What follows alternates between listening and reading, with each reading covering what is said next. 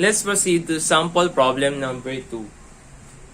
A W8 by 31 is used as a purlin for a particular fin truss having a span of 30 meter.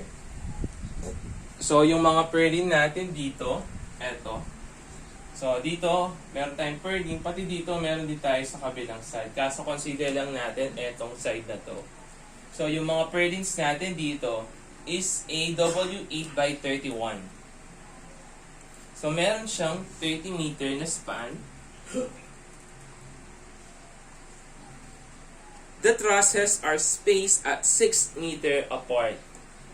So, eto, meron tayong truss. So, meron tayong mga series of trusses. So, yung spacing niya is at 6 meter. So, kung anuhin natin yan, kung ipoproject natin siya, So, yung length natin dyan, o yung spacing ng mga trusses natin, is equal to 6 meter. So, yung spacing ng mga trusses natin, that is equal to the length ng mga purlins natin. So, the truss is subjected to a sand load of 950 Pascal. Meron tayo sand load, which is equal to 950 Pascal.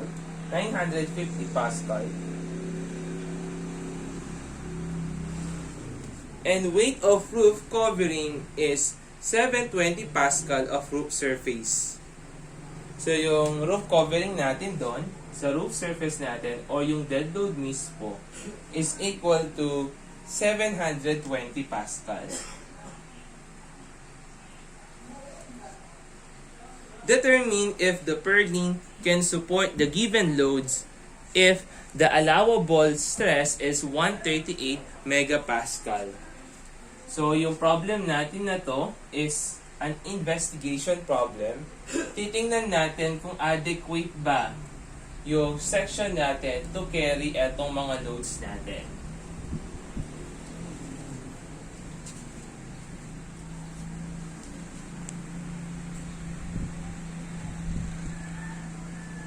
So, this is an investigation problem. So, let's solve. So, yung mga purlins natin, according dito sa figure natin, meron siyang spacing which is equal to 2.1 meter. So, yung mga purlin natin, meron siyang spacing na 2.1 meter. So, kung titingnan natin yung mga purlins natin, no? Ito yung mga purlin. So, let's say, tingnan natin itong sa side niya. So, let's say, ito yung mga purlins natin. Ito yung mga length ng purlins natin. Dito sa side na to. So, let's say, ito. Consider na lang natin itong mga tatlong purlins natin. So, ito, mga purlins to.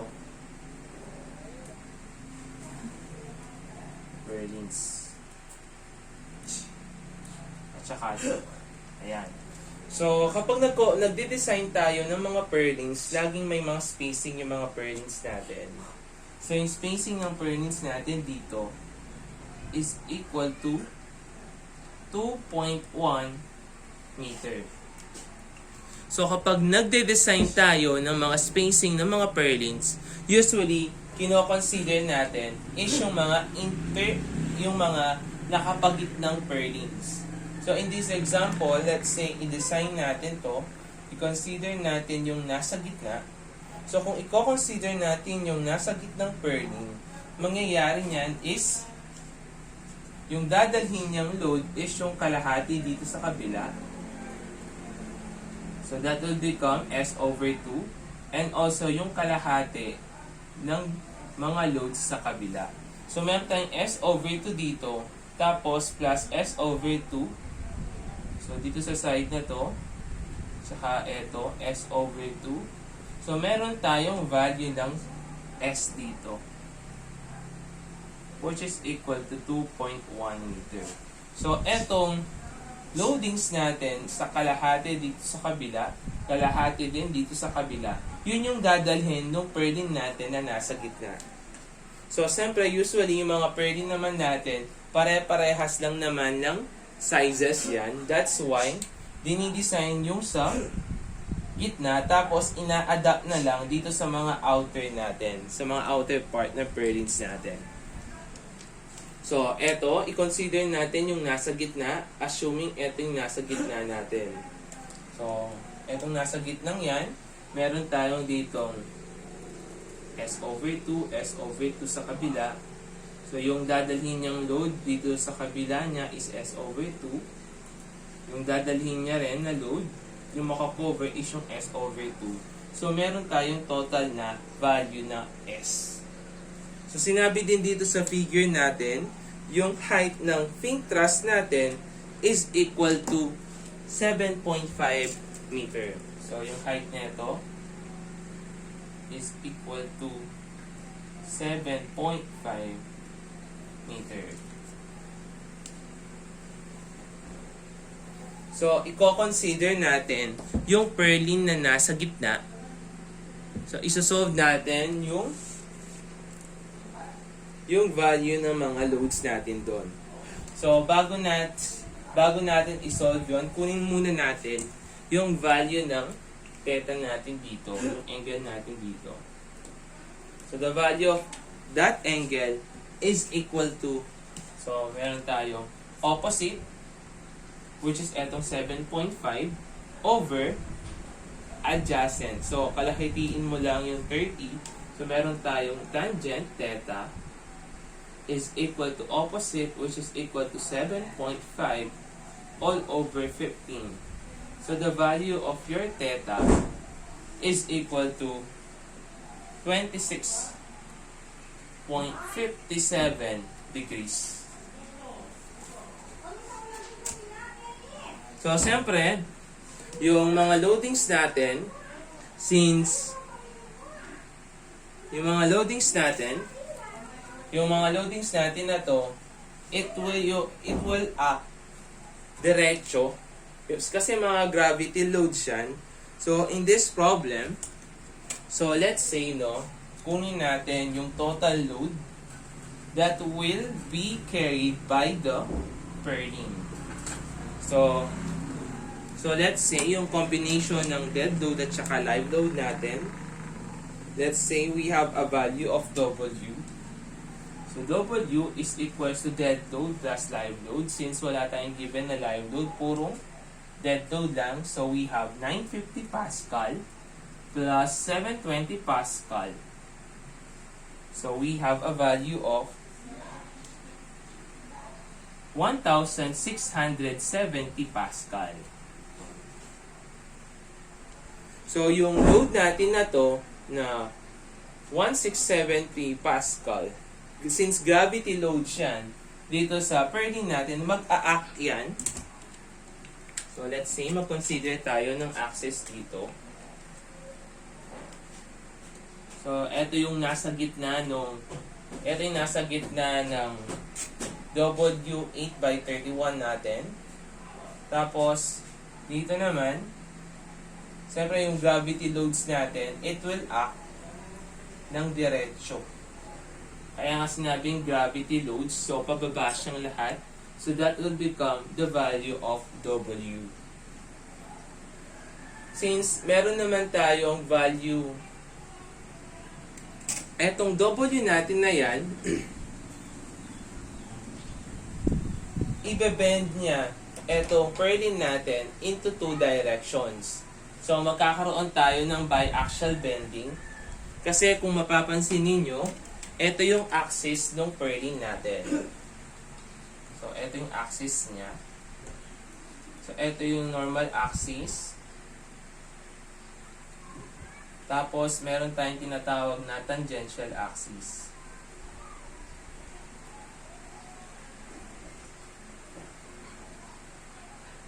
Ayan. So, in this problem, so, kailangan etong load natin na W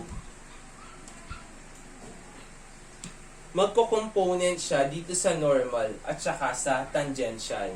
So, in this problem, i-component natin yung W para mag-act siya dito sa along normal at saka dito sa along tangential natin.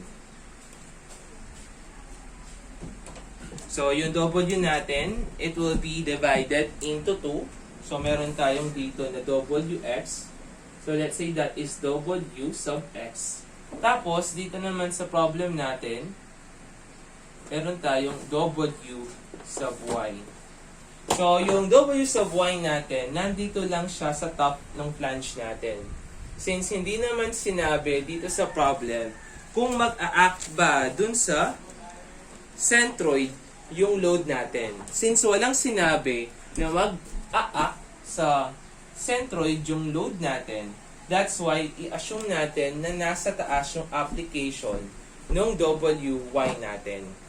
Not unless sinabi sa problem that all loads act on the centroid. Meaning to say, etong W sub Y natin, nandito siya sa centroid natin, sa gitna ng purling natin. Or in other words, etong gravity loads natin, directly dito siya mag-a-apply, hindi dito sa taas. So, kunin natin yung value ng WX natin. So, kung mapapansin ninyo, we have a value of theta. So, eto nyan, yung value nyan is theta. So, kung theta to, therefore, etong nasa taas natin, that is also equal to theta. Since yung consider nating axis is yung axis ng purling natin, so, with respect dito sa purling natin, yung pagkuha ng mga components natin. So, let's solve muna yung value ng WX natin. So, bago natin makuha yung WX natin, kunin in terms muna natin into Newton per meter etong value ng big W natin. So, kunin natin. So, that will become yung W. So, we have 16770. So, yung Pascal natin, that is Newton per meter squared. So, kailangan tayong mag-multiply ng dimension na meter para maging Newton per meter yung W natin. So, in this example, kung napansin ninyo, no, para makita natin yung uniformly distributed load acting on S, so kailangan natin i-multiply sa S yung value para makita natin yung uniform distributed load along this length. So we have a value of S which is equal to 2.1. So i-multiply lang natin siya sa spacing. So makukuha natin yung value ng W natin which is equal to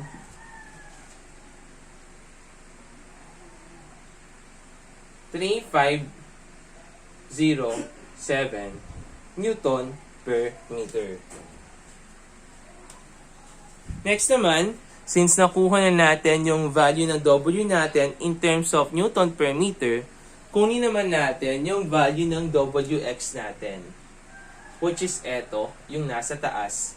Since yung ko-consider natin is yung axis ng purling natin, so that will become 3507. So, since nandito yung theta natin with respect sa y-axis ng purling natin, so that will become cosine theta. So, yung value ng theta natin is equal to 26.57. So, we have a value of WX which is equal to 3,136,136.32, so not 32.62 pala, 0.62 Newton per meter. Ngayon, kunin naman natin yung value ng WY natin, 3507 sine of 26.57.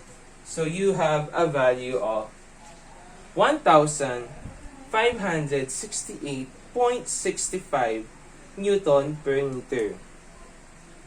So ayan, nakuha na natin yung value sa along tangential at saka dito sa normal, dito sa purlin natin. So yung WX natin dito, it represents yung normal natin. Since yung WX is acting perpendicular sa purlin natin. So this is normal. Tapos yung WY naman natin, yun yung tinatawag nating tangential. So bukod sa mga loads natin, so meron tayong ditong weight ng beam natin. So pati yung weight ng beam natin, i-consider natin. So bakit sineperate natin silang dalawa? Hindi natin sila pinagsama. Kasi yung weight ng beam natin, always acting yan dito sa centroid ng section natin. So in this example, so yung weight ng beam natin, it is obviously dito sa centroid agad-agad. So that will become, ito yung WBX na, B natin. That is W sub B. Ayan. So, yung mga weights naman kasi ng mga beam natin, always acting yan sa centroid. So, pinaghiwalay natin dalawang yan kahit na dead load yung weight ng beam. Kasi nga, etong mga loadings natin sa sand load pati dead load, hindi naman yan mag-a-act dito sa centroid. Not unlike sa weight ng beam natin. If sinabi sa problem that all loads pass through the centroid, kapag sinabi yun, meaning to say, pwede nating pag-add yung value ng W sub B at saka yung W para isahan na lang yung computation. Since hindi sinabi sa problem that all loads act on the centroid, so isa-separate natin yung dalawa. So kunin natin yung value ng weight ng beam natin. So the weight of our beam is equal to 46 kg per meter. So multiply lang natin yan by the gravity na 9.81 per meter per second squared. So magkakaroon tayo ng 451.26 Newton per meter. Ngayon, etong weight ng beam natin, magkakaroon yan ng biaxial bending dito sa purlin natin. So kailangan natin siyang in-component along the section nitong purlin natin. So magkakaroon tayo dyan ng, so meron tayo dito which is W, B, Y, and also meron din tayo sa taas. So meron din tayo sa taas which is equal naman siya sa WBX. So, kunin natin yung component ng weight ng beam natin.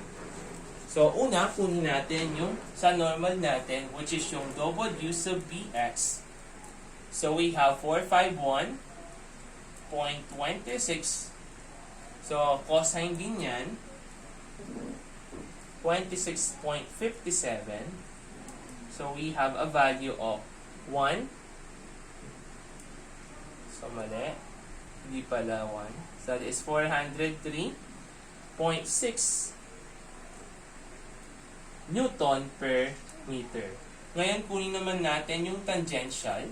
So, that will become 451.26 sine of 26.57 is equal to 201.84 Newton per meter. Ngayon may value ka na ng WBX, WBY, WX, tsaka WY.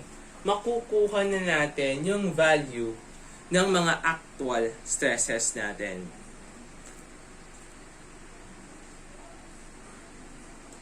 So para makuha natin yung, meron tayong given na allowable bending stress. Ito yan.